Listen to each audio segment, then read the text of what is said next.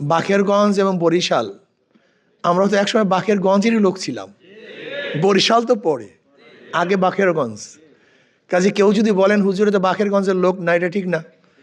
আর আপনারা ইতিমধ্যেই শুনেছেন আমার একমাত্র আমার মেয়ে, তাকে বিবাহ দিয়েছি আপনাদের বাকেরগঞ্জে। কাজে আমি তো বাকেরগঞ্জের পার্ট। আর সবচেয়ে মজার কথা হলো, বরিশাল যদি আমার ঢুকতে হয় টোল দিতে হয়, কিন্তু বাকেরগঞ্জ ঢুকতে আমার কোনো টোল দিতে হয় না। কি কথা ঠিক না? আর বাকেরগঞ্জ আর চরমনে একেবারে কাছাকাছি, মানে বরিশাল একেবারে কাছাকাছি। যাই হোক, আসলে একজন এমপির কাজটা কি, দায়িত্বটা কি? আল্লাহ পাক যথেষ্ট পরিমাণ সম্মান দিয়েছেন, ইজ্জত দিয়েছেন, খাওয়ার জন্য পড়ার জন্য যে অর্থ তাও দিয়েছেন। এরপরে আমি এমপি হওয়ার জন্য ওখানে কেন গেলাম, কেন দাঁড়িয়েছি?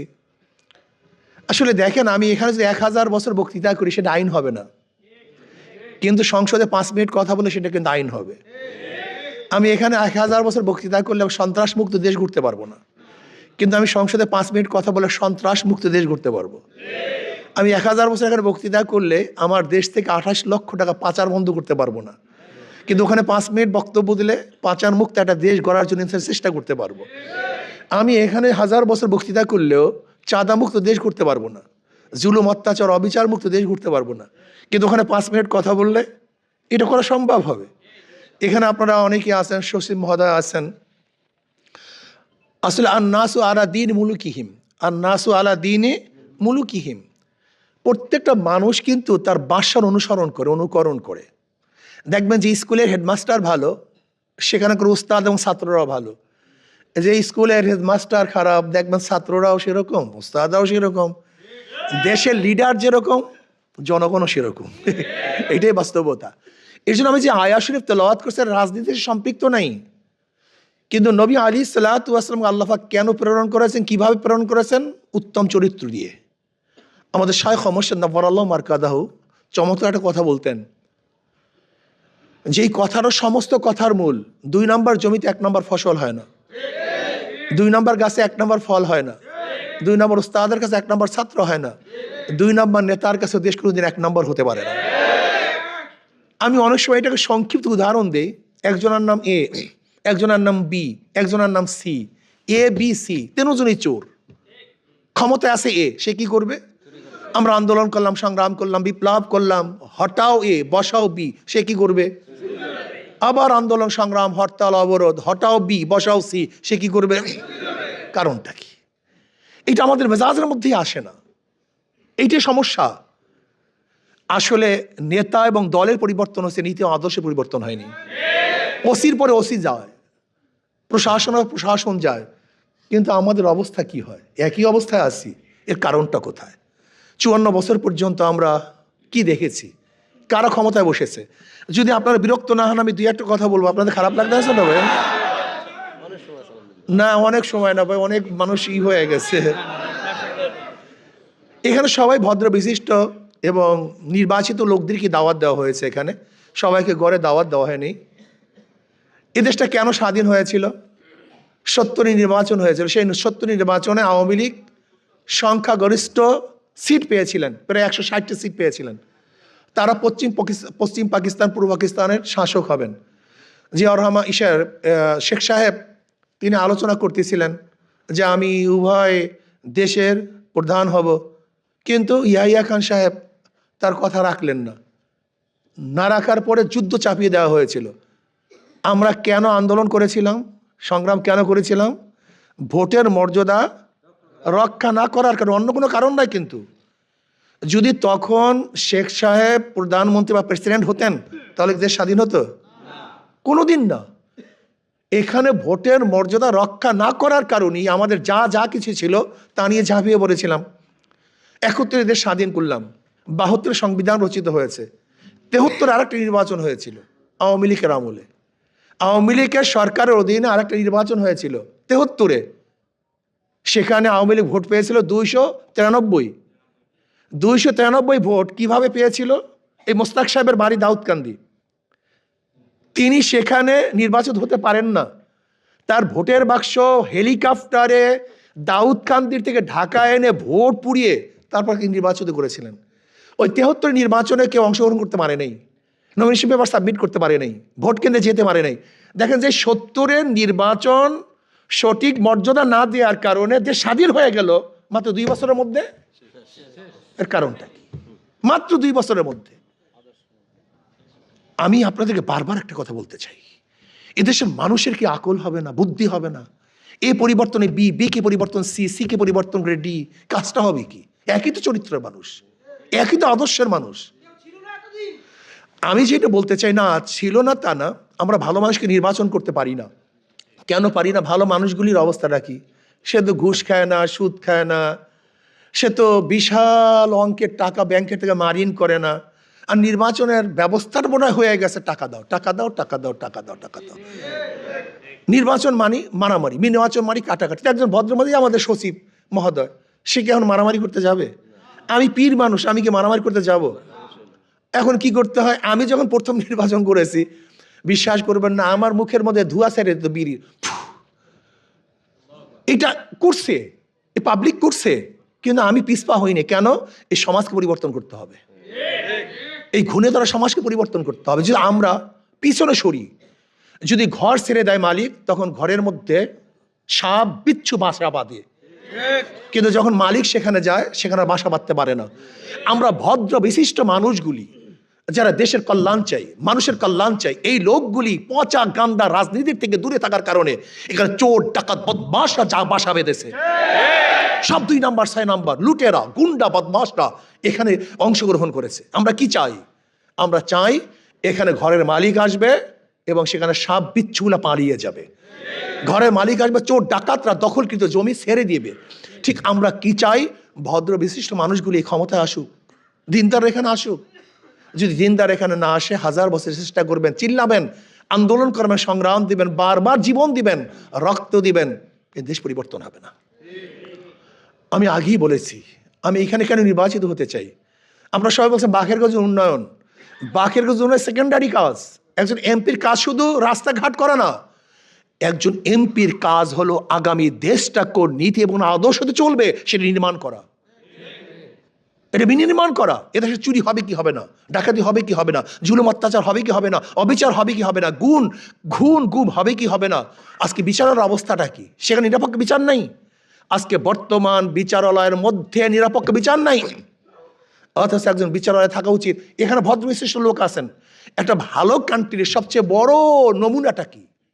রাস্তা ঘাট না, একটা ভালো কান্ট্রির সবচেয়ে বড় নমুনা হলো বিচার ব্যবস্থা।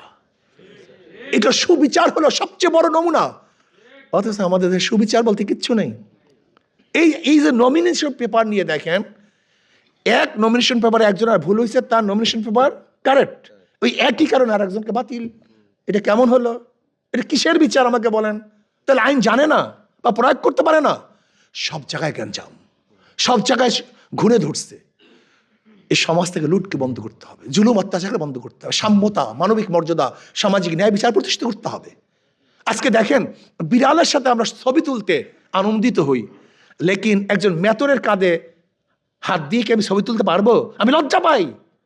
বিড়ালকে শ্রদ্ধা সম্মান করেছি, আশরাফুল মাখলুকাতকে, সর্বশ্রেষ্ঠ জীবকে আমি সম্মানই করতে পারিনি। আজকে কেউ কুকুরকে সামনে নিয়ে ছবি প্রকাশ করতে আনন্দিত হই, অথচ একজন কুলি, একজন ঋষির বুকের উপরে বা কাঁধের উপরে হাত দিয়ে আমি ছবি তুলতে পারি না। আজকে কুকুরকে আমার বিছানায় বসাই, কিন্তু আশরাফুল মাখলুকাত একজন শ্রমিককে আমার বিছানায় বসাতে পারি না। আজকে আমি একটা জানোয়ারকে নিজের হাতে খেদমত করি, অথচ আমার ড্রাইভারকে আমার কাছে নিয়ে খানা খেতে পারি না। লজ্জা পাই, লজ্জা পাই। আমাদের কাছে অনেক অফিসাররা যায়, ড্রাইভার নিয়ে যায়। আমি বললাম ড্রাইভারকে ডাকলেন না? পরে আমি, এইটাই সমস্যা, ইসলাম তো শিক্ষা দেয়নি। নবী আলাইহিস সালাম যখন খানা খেতেন, কে গোলাম আর কে নবী এটা পরিচয় থাকতো না, সবাই একই দস্তরখানে খানা খেতেন। এই যে বৈষম্য, ব্রিটিশ আমাদের বৈষম্য সৃষ্টি করেছেন, এই বৈষম্য দূর করতে হবে। আশরাফুল মাখলুকাতের মর্যাদা দিতে হবে। ঋষি, কামার, মজদুর, জেলে, তাঁতি, যে যেখানেই থাকুক না কেন, সে একজন মানুষ। আল্লাহ আমাকে ভালো রেখেছেন, কিন্তু ও তো মানুষ, ও আমার মতো ভালো থাকতে পারতো, কিন্তু পরিবেশের কারণে পারেনি। আপনি বিশ্বাস করবেন, এই যে রিক্সা চালায়, এর মধ্যে হাজারো মানুষ বিসিএস ক্যাডার হতে পারত, কিন্তু সুযোগ পায়নি। এই যে ডক্টর আবুল কালাম, ভারতের প্রেসিডেন্ট, তিনি কে? একজন মাঝির সন্তান, খেয়ালা সন্তান। এই যে আম্বেদকর, বাবাজি আম্বেদকর, সে কে? দলিত বংশ, একেবারে গরিব বংশ, নিচু বংশর। মেধা ছিল, প্রকাশ করার জায়গা পেয়েছে, মেধাবী হয়েছে। আমাদের ইউসুফ রহমতুল্লাহ, ইমাম ইউসুফ রহমতুল্লাহ, সে কে? একজন ধুফির সন্তান, তার বাবা মা ধোফাগিরি করত। এরকম হাজারো রাস্তার সন্তানরা যারা মেধাবী, কিন্তু তারা সেই মেধা প্রকাশ করার জায়গা না পাওয়ার কারণে ধূলিসাৎ হয়ে গেছে। এরকম হাজারো মানুষ দেখেন না, অনেক জেলের সন্তান, কামারের সন্তান ভালো রেজাল্ট করে। আমরা কি চাই? আমরা চাই আশরাফুল মাখলুকাতকে মর্যাদা দিতে, কাজে লাগাতে। আজকে ইউনিভার্সিটি বুয়েট আছে, কিন্তু ডিজাইন করার জন্য, পর্দার ডিজাইন করার জন্য বিদেশ থেকে কেন ইঞ্জিনিয়ার আনতে হবে? আমাদের দেশে ডিজাইনার হয় না কেন? এত ডাক্তার কই, চিকিৎসার জন্য বিদেশে যেতে হবে কেন? একজন সেই মানে ডাক্তার হয় না কেন? একদিন চিন্তা করছেন? একটা ভালো বিল্ডিং ডিজাইনের জন্য আমাদের দেশে কেউ নেই, একটা কম্পিউটারের জন্য কেউ নেই। তার মানে মেধা প্রকাশ করার কোনো সুযোগ আমাদের দেশে নেই। শিক্ষা ব্যবস্থাকে ধ্বংস করে ফেলেছে। আজকে আমাকে এক সাংবাদিক প্রশ্ন, আপনি কি করবেন? আমি বলে এই আশরাফুল মাখলুকাতকে কাজে লাগার ব্যবস্থা করব। এই জনশক্তিকে কাজে লাগার ব্যবস্থা। 18 কোটি মানুষ যদি 1 ঘন্টা কাজ করে, 18 কোটি ঘন্টা, 18 কোটি ঘন্টা যদি কাজ করে, তাহলে দেশকে কোথায় নেওয়া যায় আমাকে বলেন তো? 1 ঘন্টা যদি কাজ করি আমরা, 1 ঘন্টা 18 কোটি ঘন্টা কাজ হয়, কিন্তু আমরা কাজে লাগাতে পারি না। আজকে এই জনসংখ্যাকে যদি কাজে লাগাতে পারতাম, আল্লাহ পাক যে সম্পদ আমাদেরকে দিয়েছেন, মানব সন্তান, মানব সম্পদ, এর চেয়ে বড় কিছু আছে বলে আমি মনে করি না। খনি আমার জন্য, স্বর্ণ আমি না থাকলে কোনো দাম নেই। আমি মানুষ আসি তো স্বর্ণের দাম, আমি না থাকলে ডায়মন্ডের কোনো দাম নাই। আমি আসি বিদায় ডায়মন্ডের দাম, আমি আসি বিদায় তৈলের খনির দাম। সে আশরাফুল মাখলুকাতের কোনো দাম নেই।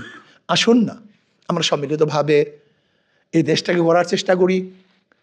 ইসলামী হুকুমাত কায়েম করে, সাংবাদিক আমাকে প্রশ্ন করে, যদি ইসলাম হুকুমাত হয়, আপনি কি যদি ক্ষমতা যান কি করবেন, কোন আইন অনুযায়ী চলবেন? আমি কি কোরআন ও সুন্নাহর আইন অনুযায়ী?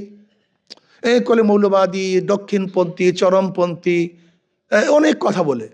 আমি বললাম, সেকুলারিজম বিজয় হলে আপনার মধ্যে প্রশ্ন থাকে না, কমিউনিজম বিজয় হলে আপনার মধ্যে প্রশ্ন আসে নাই, ডেমোক্রেসি বিজয় হলে আপনার মধ্যে প্রশ্ন আসে নাই, ইসলাম বিজয় হলে আপনার মধ্যে এত প্রশ্ন আসে কেন? ঘটনা কি? ইসলাম ফুবিয়া ঢুকানো হয়েছে রন্ধ্রে রন্ধ্রে, আস্তে আস্তে আস্তে আস্তে। ইসলাম ফুবিয়া, শরিয়া মানি বিশাল কিছু। এই প্রথম আমি বলছি শরিয়া আইন বাস্তবায়ন। দেখছেন তো হইসে পড়ে গেছে, শরিয়া মানে কি? আমরা শরিয়া বুঝেন তো নামে, শরিয়া কি জিনিস? আইন, ল, ইসলামিক ল। যাই হোক, কথা আর বলবো না, আপনারা ফেড আপ হয়ে যাবেন। আসুন না, এই কাজটা আমার একার না, একা কেউ কিছু করতে পারে না। তারেক বিন জিয়াদ রহমতুল্লাহ আলাইহি স্পেনে ঢোকার পরে সমস্ত নৌকাগুলি জ্বালিয়ে দিয়েছেন। কি বললেন? তোমাদের পথ দুইটা, হয়তো শত্রুদের সাথে মোকাবেলা করবে, শহীদ হয়ে শহীদ মর্যাদা পেয়ে দুনিয়ার থেকে বিদায় হবা, আর একটা হলো কি, কাপুরুষের মতো নদীতে ঝাঁপ দিয়ে মারবা। এর বাহিরে কোনো পথ নেই। কিন্তু মুসলমানরা নদীতে ঝাঁপ দিয়ে কাপুরুষ মারা যান নেই, যুদ্ধ করে স্পেনকে বিজয় করেছিলেন। আমি মনে করি আজকে একার দ্বারা কোনো সম্ভব না। হয়তো আমরা বিজয় হব অথবা শহীদ হব, এর বাহিরে কোনো আমাদের রাস্তা নাই। রাস্তা দুইটা, ইনশাআল্লাহ আমি বিশ্বাস করি। আমি বিশ্বাস করি এখানে যারা এসছেন ভদ্র বিশিষ্ট মানুষ, আমরা শপথ গ্রহণ করি আগামী নির্বাচনে বাঁকেরগঞ্জ থেকে হাত পাখাকে আমাদের সচিব মহোদয় বলছেন 80% ভোট পেয়ে, ইনশাআল্লাহ আপনারা যে চেষ্টা করেন 80%-এর উপরে ভোট পেয়ে ইনশাআল্লাহ হাত পাকা বিজয় অর্জন করবে ইনশাআল্লাহ। একটু চেষ্টা লাগবে, সাধনা। ও জাহিদু ফিল্লাহি হাক্কা জিহাদি। আমার কোনো ফায়দা নেই, বিশ্বাস করবেন কিনা। এই যে ট্যাক্স মুক্ত গাড়ি, আচ্ছা আমি ট্যাক্স মুক্ত গাড়ি দিয়ে কী করবো? আমি তো চিন্তা করছি ট্যাক্স মুক্ত গাড়ি, যে ট্যাক্সের পয়সা আমার কাছে আসবে সব গরিবের প্রতি বিলাই দেব। আমি কেন এটা ব্যবহার করতে যাব? বিশ্বাস, আমি এমপি হলে সরকারি কোনো তৈল অমুক তমুক হাবি জাবি সুযোগ সুবিধা আমি নিতে যাবো কেন? এটা তো আমার কারণ হয় নাই, করছেন আপনারা। যদি সুযোগ সুবিধা গ্রহণ করতে হয় আপনারা গ্রহণ করবেন, আমি কেন গ্রহণ করতে যাব? আমি সেদিনকে বলেছি যে মেজর জলিলের একটা ঘটনা বলছি। মেজর জলিল সাহেব, আপনার ফেটা ফোন নাই তো ভাই? মেজর জলিল সাহেব বলতেছেন একদিন একটা বক্তৃতায় ভোটার দিদিকে ভোট দিতে গেছে একজন মুরব্বী মানুষ। তা যারা ছিল কর্মী টর্মী ছিল, বলছে এই মুরব্বী আসছে, একটু করো, আনন্দ করো, সম্মান করো। 7 আপ, তাকে 7 আপ দিস, 7 আপ খেয়েছে। এবার বলছে অমুক মার্কায় ভোট দিয়েন। ভোট দিছে, ভোট দেওয়ার পরে আবার আসছে, জীবনে 7 আপ খায় না, প্রথম 7 আপ খেয়েছে।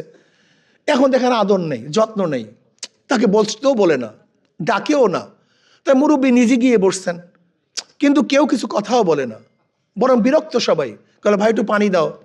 তো এক কর্মী অবজ্ঞর সাথে একটু পানি দিছে। বলে ভাই এই পানি নয়, যে ফস করে ওটা সেই পানি দাও। বলে মুরব্বী ভোটের পরে আর পানি ফস করে না,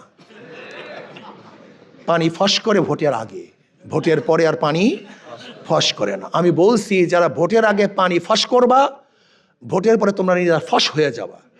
আর যারা ভোটের আগে ফস করবা না, ভোটের পরে তোমরা জাগ্রত হবা। ক্লিয়ার কাট কথা। আসুন ইনশাআল্লাহ আমরা সবাই সম্মিলিতভাবে বাকেরগঞ্জ নয়, গোটা বাংলাদেশকে গড়ার জন্য ইনশাআল্লাহ বাকেরগঞ্জ থেকে যদি আপনারা মনে করেন আমি সংসদে গিয়ে বোবা হয়ে থাকবো, তাহলে আমাকে ওখানে পাঠাবার কোনো দরকার নেই, বোবা পাঠাবার কোনো দরকার নেই, ওখানে বোবার কাজ না। আর যদি মনে করেন না, যদি হুজুরকে সেখানে পাঠাই, কমপক্ষে বোবা হবে না, রয়্যাল বেঙ্গল টাইগার মধ্যে হুঙ্কার মারবে। তাহলে দায়িত্ব শুধু আমার না, আমাদের দায়িত্ব সবার। কাজে আল্লাহ আমাদের সবাইকে ভালো কাজের তাওয়ানুল বিররি ওয়াত তাকওয়া ওয়ালা তাওয়ানুল ইসমি ওয়াল উদওয়ান, ভালো কাজের সাহায্য সহযোগিতা করার তৌফিক দান করেন। আর আমরা সবাই চেষ্টা করব ইনশাআল্লাহ, যদি অবশ্যই চেষ্টা করি, আস-সায়ু মিন্নি ওয়াল ইতমামু মিনাল্লাহ, আমরা চেষ্টা করব পূর্ণতা ঘটাবেন আল্লাহ। আপনি এসছেন, অনেক খুশি, অনেক শুকরিয়া। ইনশাআল্লাহ দেখা হবে ভবিষ্যতেও। ইনশাআল্লাহ আমরা যেন সবাই হাসি মুখে একই সাথে থাকতে পারি এবং জান্নাতের মধ্যে একই সাথে থাকতে পারি, আল্লাহ পাক সেই ব্যবস্থা করে দেন। আপনাদের জন্য কিছু